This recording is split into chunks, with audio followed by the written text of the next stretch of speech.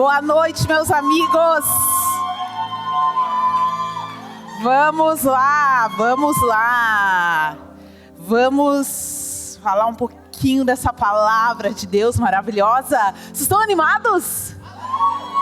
Estão animados, isso aí. Sábado aqui na nossa casa, é tão bom a gente estar junto. É tão bom sentir o calor da gente ser irmãos, da gente ser amigos, de verdade, da gente poder contar um com o outro. É maravilhoso ser igreja. Amém ou não amém? Amém. Já vai abrindo a tua Bíblia em Tiago 4. E hoje a gente vai ter um papinho desconfortável. Mas calma que eu vou explicar essa história. A gente vai falar de desconforto. A gente vai falar desses nossos tempos que a gente busca tanto conforto, mas que a gente precisa entender alguns desconfortos da vida. E aí a reflexão da noite vai passar um pouquinho por a gente entender quando desconfortos são necessários para ou formar a gente ou continuar a história que Deus está escrevendo através de nós. Amém? Então, tempos de desconforto. A gente vai ter um papinho desconfortável, mas no final vai ser bom. Você está lá em Tiago 4.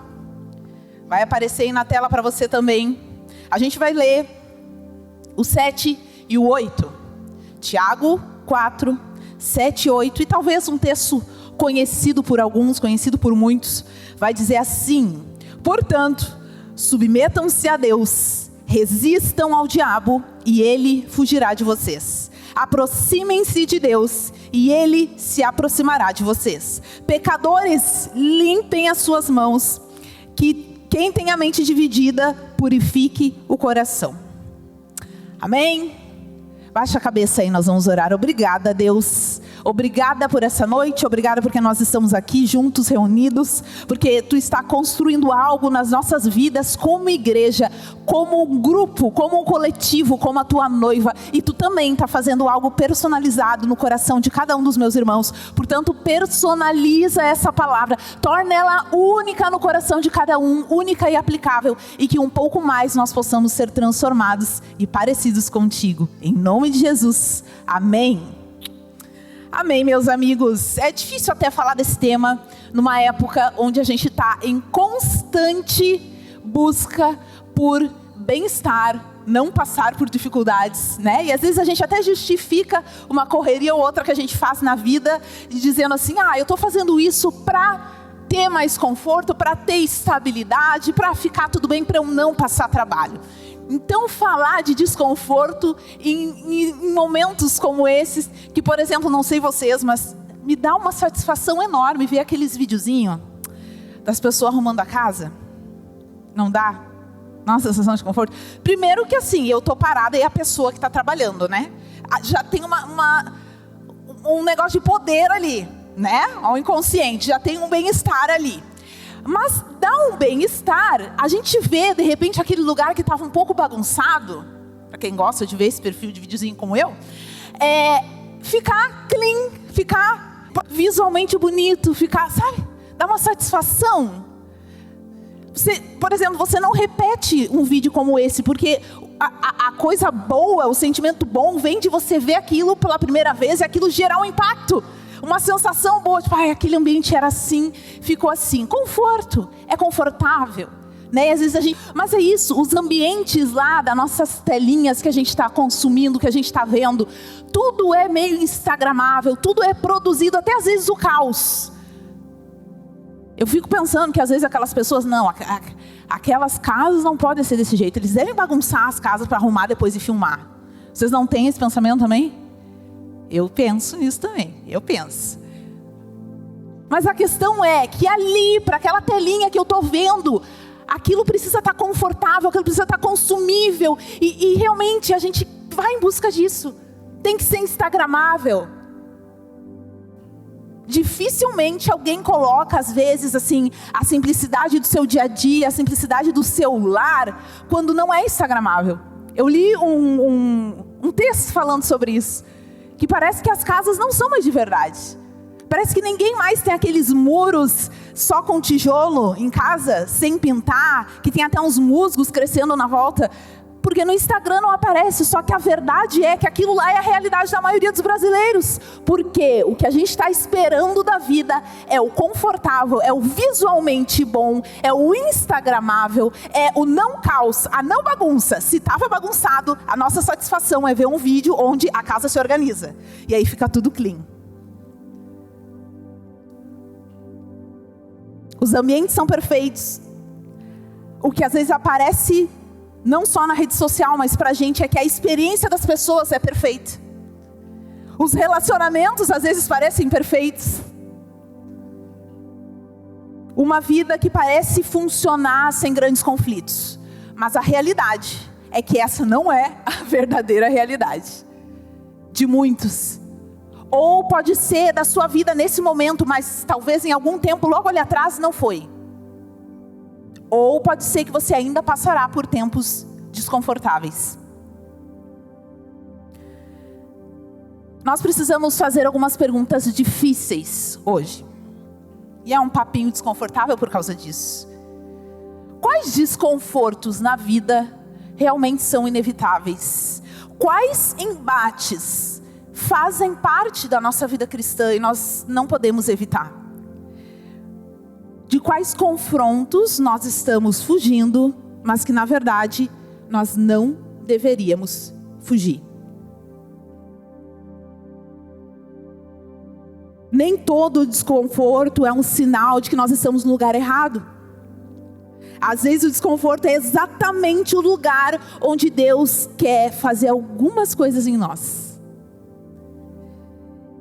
E sabe aquele papo que eu nunca sei falar, aquele ditado que eu acho lindo, incrível, e eu e Joel, a gente sempre fala errado, de tempos difíceis, homens certos, não, tempos difíceis que criam homens fracos e homens só. Vocês sabem, né? Tá, esse aí que eu não me preparei para falar, mas agora eu lembrei, mas a gente acredita muito nisso. Porque desconforto pode moldar as pessoas. Pode criar resistência, anticorpos. E esse ditado é um pouco sobre isso. É que um tempo difícil vai criar pessoas resistentes, né? E essas pessoas resistentes, elas podem ser que elas consigam criar tempos melhores. E aí esses tempos melhores vão criar ciclos de pessoas mais fracas, de novo, sem resistência. É mais ou menos essa ideia. E é bem isso. Então a questão é que alguns desconfortos, eles fazem parte de uma resistência. E na vida cristã, resistência não é você levantar a mãozinha, você ser, sei lá, anti-racismo, não, nada disso. É você gerar fé. Resistência na vida com Deus, na vida cristã, resulta em fé. Eu trago para vocês alguns exemplos hoje, bem práticos, para você aplicar aí na sua vida. Eu trago 3 histórias de 3 pessoas que envolveram na sua vida uma dinâmica de desconforto. Mas que o desconforto delas precisava existir para gerar algo. O primeiro deles, você não precisa abrir, eu vou passar rapidinho por esses textos, mas você pode conferir depois quando você estiver lá no conforto do seu lar. A gente tem a história de um homem chamado João Batista. Esse homem vivia um estilo de vida um pouco caótico. Mesmo para um contexto cultural daquela época, viu? Porque a gente fica pensando num cara que passava mais tempo no deserto do que em outros lugares, se alimentava de coisas estranhas, e você pensa, não, isso faz sentido, isso não faz sentido para lá, não faz sentido para essa época, mas era um caos já para aquela época. As pessoas não costumavam habitar no deserto. As pessoas não costumavam se alimentar de mel silvestres e de animais, assim. Esse cara vivia no meio do caos. E esses trechos que eu vou mencionar na história. João Batista aparece na Bíblia vivendo uma vida que aos olhos da nossa cultura e da cultura dele naquela época lá também parece completamente desconfortável. A gente está falando de um cara que estava no deserto, se vestia de maneira incomum, se alimentava de maneira incomum. A sua mensagem era uma mensagem poderosa e direta, desconfortável para quem ouvia. Garanto que para ele também falar, ele precisava se empoderar da identidade ao qual Deus tinha dado para ele, de que era ser o do maior dos profetas. caos, caótico. Ele não precisava, gente, de um ambiente confortável para que a presença dele tivesse um propósito. No meio do caos, o cara estava lá fazendo algumas coisas bem importantes acontecerem. Isso nos faz pensar que existem ambientes desconfortáveis simplesmente porque existe um propósito maior na nossa presença. Nem todo lugar desconfortável precisa ser abandonado. Nem todo lugar desconfortável precisa ser abandonado. Tem outro cara que vai ter a história dele lá, mencionado em 1 Reis 17, depois em 1 Reis 18, em 1 Reis 19 também, onde a presença dele era hostil. Você sabe o que é uma presença hostil? Você sabe o que é hostilidade? Vamos nomear o sentimento. É alguém indesejável. É alguém que as pessoas falam mal, na frente e nas costas. Esse era o profeta Elias. Esse cara, ele viveu num extremo ambiente de hostilidade. Ele era o profeta de uma época, e os reis daquela época, eles simplesmente se negavam a reconhecer que ele era um homem de Deus, que ele falava a verdade. Não só os reis, o rei e a sua esposa, porque ele falava umas verdades contra o governo. As pessoas, o povo também não era muito fã desse profeta, não. Ele era um profeta meio hostilizado. Ele confrontou profetas de Baal, ele enfrentou uma cultura espiritual corrompida, ele fez da sua presença um incômodo para todo mundo, hostilizado. Mas Elias não podia dizer apenas assim: esse ambiente está me fazendo mal, esse ambiente é tóxico, por isso eu vou embora, isso não é para mim. Justamente porque a presença dele lá significava uma missão. Algumas presenças são necessárias justamente porque existe algo que precisa de um confronto. Hostilizado. Existem ambientes nos quais Deus não colocou você para se adaptar. Ele colocou você para você permanecer fiel. Fiel. Talvez não seja mesmo para ir embora. Talvez não seja para sair. Porque claramente não é um ambiente para você. Talvez você precise treinar o seu coração no desconforto de se fazer fiel ao que você reconhece da cruz, ao que você conhece de Jesus, ao que Ele está movendo no seu coração.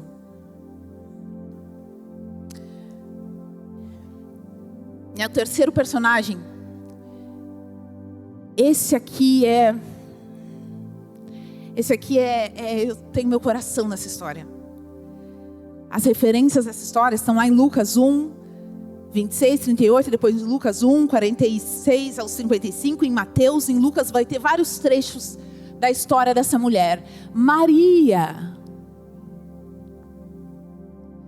Gente, talvez aqui seja uma das maiores desconstruções de ideia de conforto, viu? Ela recebe uma promessa extraordinária. Mas a narrativa que Deus escolheu para realizar essa história não era confortável. Bem pelo contrário. Já chocante para a nossa época. Imagina naquela de lá. 14, 15 anos, talvez até menos. Há quem diga que 13 anos. Noiva, mas ainda não casada. Fica grávida. Engravida antes de casar, ela seria questionada, ela poderia ser rejeitada, ela carregaria uma história que muitas pessoas não iam compreender. E a gente só compreende agora porque a gente está vendo bem o final daquela história e uma segunda parte de outra. Mas será que a gente ia entender se fosse com a gente lá naquela época? Maria recebeu uma promessa, Mas a promessa não veio acompanhada de uma vida confortável. Deus pode fazer algo perfeito através de uma narrativa que para você parece imperfeita. Sabe a sua expectativa? Sabe o castelinho de areia que talvez Maria criou? Do dia do seu casamento, da sua entrada, da sua história de amor. Depois de um tempo sim, os filhos. Ficou imperfeito o negócio. Imagina se ela não sustenta essa história até o fim e foge.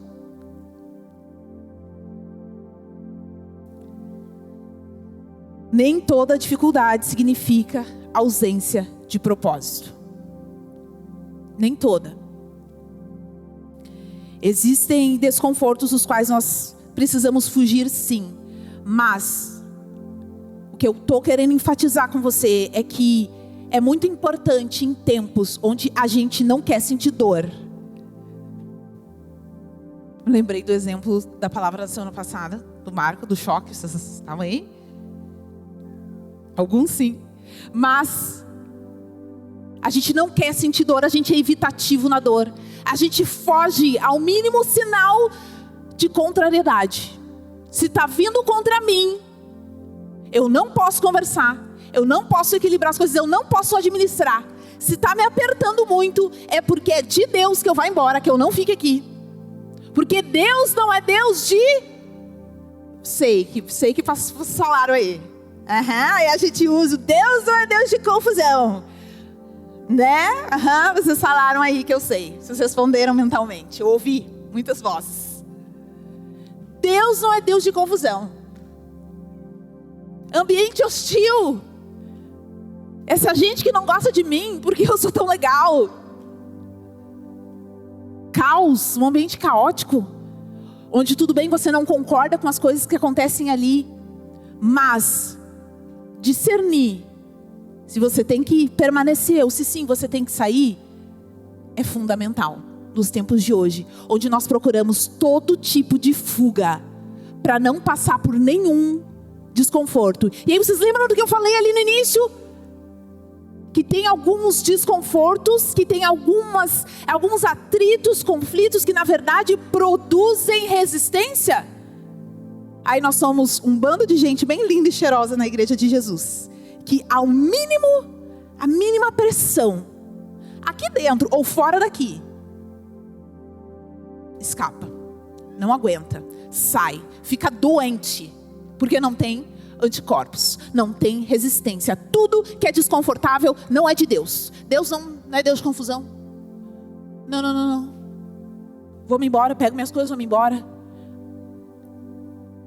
É claro que quero dar dois motivos para você fugir, bíblicos. O primeiro, parece minha filha chorando, mas vai ficar tudo bem. O primeiro, quando envolve tentação sexual, foge, tá? Estou sendo bem prática, porque às vezes a gente levanta umas filosofias aqui e não fica claro, e aí você pega um contexto e usa como pretexto, né? Vocês lembram que eu falo às vezes sobre isso, pega um texto, vira pretexto para você fazer umas coisas erradas. Quando envolve exposição sexual, vocês lembram de José? José, lá em Gênesis 39, 7 ao 12, ele não ficou para ser provado, viu? Ele, saiu. Sendo bem prática com vocês, tá? Esse é o tipo de fuga que você não pensa duas vezes, você vai embora. O outro contexto. Quando esse ambiente exige que você negue a Cristo. Jesus morreu e se afastou de Deus, foi ao inferno, ao Hades, pegar a chave da vida e da morte, se separou de Deus para que você não precise se separar dele por hipótese alguma. Então, quando você tem uma missão e essa missão envolve você negar Cristo, você pecar, você não tem que estar ali. Você está entendendo? Você tem que largar fora também. Há alguns ambientes em que Santidade significa você sair, certo? Mas não vai existir você precisar pecar para conseguir contribuir com um propósito divino, tá bom? Vamos deixar isso claro aqui? Não vai envolver, em hipótese alguma. Agora, existem desconfortos que dependem de você resistir para ver transformação. E sabe de uma coisa, gente? A gente gosta muito de terceirizar isso. A gente diz assim: eu vou ficar lá então para mudar as coisas, eu vou ficar para mudar os outros. Mas você já se perguntou se não é para você ficar lá para você ser mudado, na verdade? E como efeito colateral espiritual, sim. Haver uma transformação como houve com quem seguiu João Batista, com as profecias de Elias que ele liberou e em quem se apegou aquilo, trazendo Salvador para nós. Nem todo desconforto precisa ser abandonado. Alguns vão precisar ser atravessados. Alguns precisam produzir mudança, principalmente em nós. Talvez você não vai ver a mudança no ambiente enquanto você estiver lá.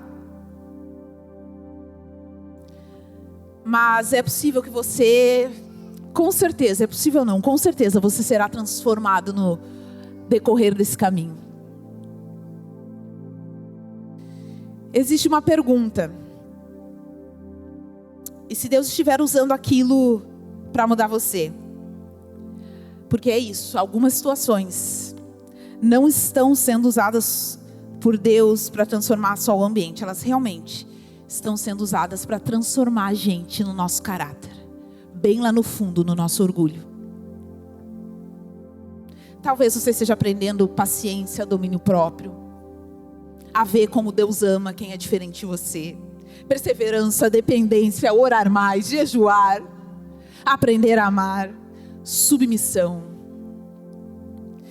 O desconforto nem sempre é uma porta de saída. Às vezes pode ser uma escola. E é possível que a gente precise dela. Vamos ler lá o contexto? Porque eu falei já aqui hoje, mas eu normalmente falo que um texto fora de contexto vira pretexto. Então vamos ler o contexto do primeiro texto que a gente leu, que diz... lá em Tiago 4, volta lá, que diz: portanto submetam-se a Deus, resistam ao diabo e ele fugirá de vós. Isso parece muito potente, mas vamos ler o contexto onde isso está inserido? Para também a gente não ficar cantando vitória aí, sem entender o que a Bíblia está dizendo. Vai lá para o capítulo 4, versículo 1, nós vamos ler. E aí eu vou fazer um negócio com vocês que eu costumo fazer quando eu estou meditando um texto, que eu estou querendo aprender com ele, que eu estou querendo fazer anotações, ou que eu estou querendo trazer ele bem para a minha realidade. Eu fico parafraseando, eu fico lendo e não adaptando a palavra. Cuidado aí com essas coisas. Eu fico trazendo para a minha realidade, assim, até mudando as palavras que eu uso mais para aplicar na minha vida, tá? Eu vou fazer isso com vocês, mas vocês têm a Bíblia aí. E aí depois vocês vão conferir, vocês vão lendo comigo. Mas a gente vai fazendo isso aqui só para a gente ir capturando algumas coisas muito importantes desse texto. Então Tiago 4 diz assim: isso, de onde vêm as brigas, de onde vêm as guerras entre vocês? Porventura não vem disso, das concupiscências que guerreiam nos vossos membros? Por acaso não vem da internalidade corrompida que você tem? Cobiçais e nada vocês têm, vocês matam, desejam ter e vocês não podem ter, combateis e guerreais e vocês nada têm, porque vocês não pedem, e quando pedem vocês não recebem, porque vocês pedem errado, porque vocês são consumidos pelas suas próprias vontades. Adúlteros, adúlteras, não são vocês, não sabem vocês que a amizade com o mundo é a inimizade contra Deus? Fazer as coisas do mundo como se elas fossem bobagem e não importassem significa ser inimigo de Deus? Qualquer que quiser ser amigo do mundo vai se tornar inimigo de Deus. No versículo 5: Pensais vós que as Escrituras dizem em vão, o Espírito que em nós habita tem ciúmes, antes dá mais graça. Portanto, ele diz, Deus resiste aos orgulhosos, aos que não estão em posição de aprender, mas dá graça aos que resistem, mesmo quando apanham. São os humildes. Deus dá graça a esses que ficam, porque precisam ficar. Sujeitai-vos, pois, a Deus. Resisti ao diabo, e ele fugirá de vós. Chegai-vos, purifiquem, e ele se achegará a vocês. Limpem as suas mãos, vocês que pecam. Purifiquem os vossos corações. Vós terão duplo ânimo. No 9. Estai aflitos, e lamentai e chorai. Converta-se o vosso coração em riso, e a vossa alegria em pesar. Humilhai-vos diante do Senhor, e Ele vos exaltará. Não é um trecho depressivo da palavra de Deus. É um trecho que está dizendo para você, ei, tudo bem. Tudo bem você precisar ser humilde. Tudo bem. Você está num ambiente caótico, onde tem briga, onde tem inveja, mas o caminho é você acertar o seu coração. E se for preciso você ficar. E se for preciso daí você tira o sorrisinho do rosto. E se humilha. E ora. E busca resistir. Ficar lá. E nisso você será exaltado. Nessa atitude haverá uma exaltação. E não está dizendo aqui, meus amigos, que a exaltação vai ser você estar sendo reconhecido por quem humilhou você. Ou por quem você está resistindo, ou por quem está desafiando você. Não, haverá uma exaltação do seu coração. Internamente, a exaltação pode ser um grande sinal de paz. De você estar fazendo o que você tem que fazer. Mas aí você não fugiu, você ficou porque você tinha que ficar. Tiago vai falar dessas pessoas que querem, mas não têm, que pedem, mas não recebem. Porque os seus desejos estão desordenados, porque talvez você está pedindo, Deus me tira desse lugar, e a pergunta poderia ser outra. A solução não é apenas mudar de ambiente, é mudar a posição do coração. Não é só você sair de um lugar e ir para outro, porque eu digo para você, essa situação vai te perseguir, possivelmente até que você aprenda. Então a saída não é você simplesmente mudar o ambiente. Você precisa mudar a posição do coração. Todas essas histórias, elas custaram, essas 3 que eu falei para vocês bem brevemente, porque a gente não tem tempo para aprofundar. Todas elas custaram algo para esses personagens principais dessas histórias. João Batista custou o conforto. Elias custou a segurança. O homem perseguido. O homem que corria perigo. Maria custou a sua reputação e uma vida mais previsível. Não foi do jeitinho que ela pensava. Uma familhinha pacata, uns filhinhos tudo normal. Era a mãe do Salvador. A história dela foi completamente mudada. E esse é o grande pulo do gato. Seguir Jesus dá trabalho, gente. E sim, vem uns desconfortos juntos. Vem os desconfortos juntos. Então, antes de você abandonar a fé e achar que não vai te custar algo, vai te custar algo. Mas você, assim como esses exemplos dessas histórias, você não estará sozinho. Vai haver paz para os seus próximos passos. Você vai ter resistência para o que vem depois. Submissão não é passividade, viu?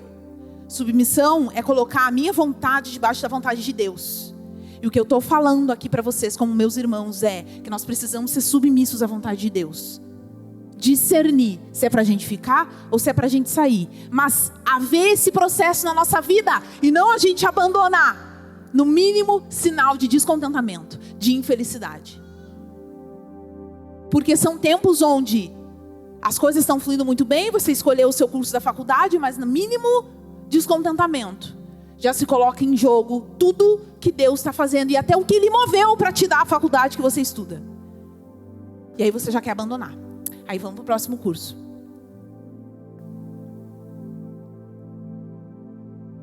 Trabalho. Tá todo mundo me perseguindo. Eu sou perseguida por todo mundo no meu trabalho. É para fugir? É para você fugir? Talvez não seja. Talvez seja para você resistir. Talvez seja para você ficar. Se você for capaz de não se corromper, possivelmente é para você ficar. É o caminho mais difícil. Discernimentos. Abandona essa família que é disfuncional. Você nasceu numa família disfuncional. Faz o seguinte, abandona. E o evangelho chega para eles como? Claro, haverão limites. Amém ou não amém? Sempre haverão limites. Também teve um limite para onde esses caras aqui foram. Mas a questão é, a gente precisa discernir. A gente precisa parar e a primeira opção não ser fuga, ser Deus, o que você quer de mim agora? Eu realmente preciso sair daqui. Ou você tem algo para fazer em mim primeiro, nesse lugar. Porque assim é muito fácil a gente vir com esse discursinho de que então eu tô lá para uma missão para mudar os outros. E esquecer que quem tem que parar de ser orgulhoso, mentiroso, fofoqueiro, invejoso, que trabalha mal ou que faz as coisas relaxadamente é você. Antes de abandonar a faculdade, você já pensou em estudar? Para ir bem nas provas? Antes de abandonar falar de Jesus para sua família, você realmente já tentou perdoar todas as 75 vezes que no almoço de domingo você é difamado ou alguém pega no seu pé? Você verdadeiramente já tentou fazer isso? Porque talvez seja para você ficar enquanto você está fugindo. E essa fuga vai ter um preço. Para você e para o ambiente que você abandonou.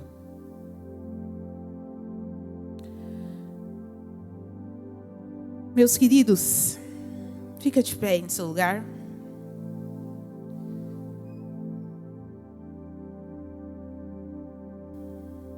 Talvez a gente está chamando de ambiente errado, aquilo que Deus está chamando de campo de treinamento. Talvez você esteja pedindo, Deus me tira daqui, enquanto Deus está dizendo, eu vou permanecer contigo, fica aí mais um pouco.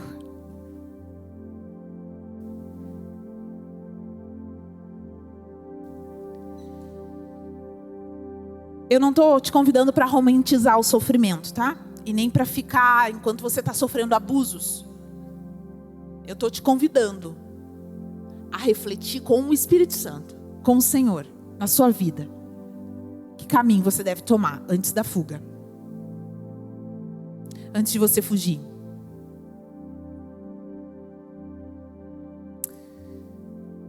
Antes de você partir para outra. Se perguntar se é mesmo o que você tem que fazer. E sabe, meus amigos, meus irmãos, eu estou trazendo esse tema porque é muito abandono. É muito. Deus me falou hoje e amanhã Deus não falou mais. Quando na verdade é o conflito, é o atrito, é não estar confortável apenas. A gente tem perdido de ser constante e resistente.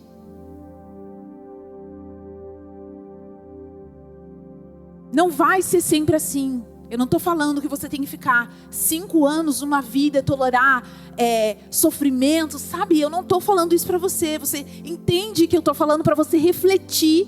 Se de repente não é um tempo onde você vai entregar o máximo que tem para ser transformado e de quebra transformar um ambiente. Antes de pensar em fugir. É muito abandono, eu sei. Tem gente que é abandonado sem ter pedido para ser abandonado. E daí reproduz mais abandono de conflito, abandono de atrito, abandono de tudo que não está como a gente idealizou. Mas é isso, a vida é sobre isso. A vida é isso. A vida cristã também é isso. Ela é que é ferro afiando ferro. Ela é que é coisas difíceis para lidar, conversas difíceis para ter, tem que pedir perdão e não só largar o relacionamento. Tem que confrontar, ser desconfortável. Se tem um lugar onde pode nos ensinar a viver um desconforto com amor e não estar sozinho, é aqui. Nós precisamos reproduzir isso como irmãos. Nós precisamos fazer isso uns com os outros e também fazer lá fora, no nosso dia a dia. Difícil e desistir. É praxe. Ficar desconfortável e a gente abandona. Mas o Evangelho, gente, o Evangelho é sobre resistência. Não sobre um pouco que criaram, não sobre o que agora associam essa palavra. É resistir. É resistir. É resistir o diabo às coisas das trevas, até que ele fuja de vós. E não você saia correndo como um gatinho. Porque o sacrifício da cruz foi de um cordeiro indo para a cruz, mas de um leão renascendo, para nos dar poder e autoridade e nos dar condições de ficar, se a gente tiver que ficar, de resistir até que esse mal realmente fuja. Talvez não é para você sair, talvez seja para você ficar e passar pelo desconforto que você está passando agora. Não é uma palavra muito coach, né? Vocês não saem assim, tipo, triunfalistas aqui. Mas a gente precisa sair pensando. E se isso acontecer, eu já estou bem feliz. Curva sua cabeça, vamos orar.